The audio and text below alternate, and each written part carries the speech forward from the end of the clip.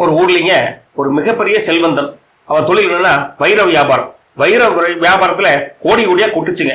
ரொம்ப சந்தோஷமா வாழ்க்கையை நடத்திட்டு இருந்தான். ஆனா கால சூழ்நிலை அப்படியே மங்கி போக போக என்ன போச்சுன்னா அவருடைய தொழில் அப்படியே நலிவடைஞ்சு போச்சு. அதாவது அவங்க யாருமே வைரம் வாங்குறது இல்லை. அதனால பணம் காசெல்லாம் தொலைஞ்சு போச்சுங்க. அதாவது ரொம்ப ஏழ்மை நிலைமைக்கு வந்துட்டான். இருக்கிற சொத்து பத்தெல்லாம் காணாம போச்சு. அதனால மன நிம்மதியும் போயிருச்சு. மன நிம்மதி போயிடுச்சு, பணம் காசெல்லாம் போயிடுச்சு, என் தொழிலும் போயிடுச்சு அப்படின்னு புலம்பிக்கிட்டே இருந்தானுங்க. அப்பன்னு பார்த்து அந்த ஊருக்கு ஒரு துறவி வந்தார். அந்த துறவி போய் சந்திக்கலாம் அப்படின்னு இவன் போய் எனக்கு அப்படி ஆயிப்போச்சே அப்படின்னு சொல்லியிருக்காப்ல. ஒன்னும் கவலைப்பட வேண்டாம், டெய்லி என்னோட இடத்துக்கு வா, நான் உனக்கு தியானம் சொல்லி தரேன், மனம் பக்குவம் அடையே அப்படின்னு இருக்காரு. அவனும் அடுத்த நாள் காலையில அந்த துறவியை பார்க்க போயிருக்காரு. துறை ஒரு மரத்தை காமிச்சு அதுல ஒரு மரம் இருக்குல்ல, அந்த மரத்தை கீழே அமைதியே கண்ணை மூடிட்டு தியானம் பண்ணு அப்படின்னு இருக்காரு. இவனு அந்த மரத்தை கீழே கண்ணை மூடிட்டு அப்படியே அமைதியே உட்காந்துருக்கிறான். கொஞ்ச நேரம் பார்த்தோன்னே மனசு ஒரு நிலையில் இல்லை. ஐயோ, நான் பல கோடி சம்பாரிச்சேன், எனக்கு இன்னைக்கு தொழிலும் இல்லை, என்னை யாரும் நம்புறதும் இல்லை, காசு பணம்லாம் போச்சு, சொத்து பணம்லாம் போச்சு, என் குடும்பமும் வீணா போச்சு அப்படின்னு மனசு சஞ்சலம் புலம்பிட்டே இருந்ததாமா. உடனே எந்திரிச்சு போய் அந்த துறவிகிட்ட, சாமி சாமி, நானும் கண்ணை மூடிட்டு எவ்வளவு நேரம் தான் கோந்து பார்த்தேன், ஆனா மனசுக்குள்ள அந்த எண்ணங்கள் வந்துட்டே இருக்குது, போகவே மாட்டேங்குது அப்படின்னு இருக்காப்ல. இதே மாதிரி ஒரு வாரம் தியானம் பண்ணுப்பா, கொஞ்சம் கொஞ்சம் எண்ணம் போயிரு அப்படின்னு இருக்காப்ல. இவனும் அதெல்லாம் மனசுல வாங்கிட்டு டெய்லி அப்படியே கண்ணை மூடிட்டு கோர வேண்டியது. ஆனா அதே எண்ணங்கள், என் காசு போச்சு, பணம் போச்சு, செல்வம் போச்சு, குடும்பம் போச்சு, இப்படியே புலம்பிட்டு இருக்குது.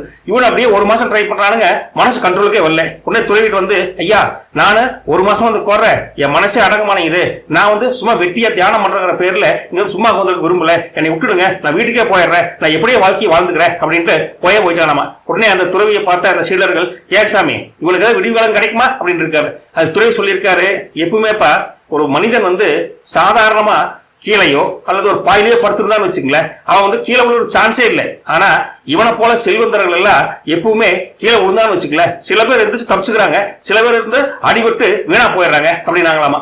ஒரு சிஷிய, குருவே, துறவியாரே, எங்களுக்கு ஒன்றும் புரியல அப்படின்னு பாருப்பா, பணங்காசு இருந்தாலும் இல்லாட்டியும் எப்பவுமே ஒரு சாதாரண நிலைமையில மனசை வச்சு பழகிட்டானா அவனுக்கு எந்த துன்பமும் எந்த கஷ்டமும் வராது.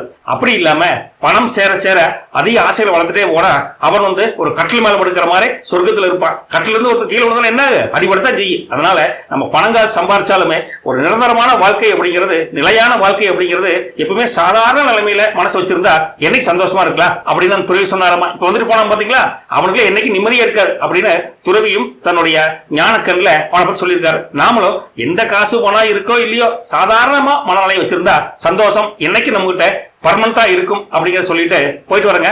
சேனல் பிடிச்சிருந்தா சப்ஸ்கிரைப் பண்ணுங்க, லைக் பண்ணுங்க, கமெண்ட் பண்ணுங்க. நாளைக்கு கதையில் சந்திப்போம்.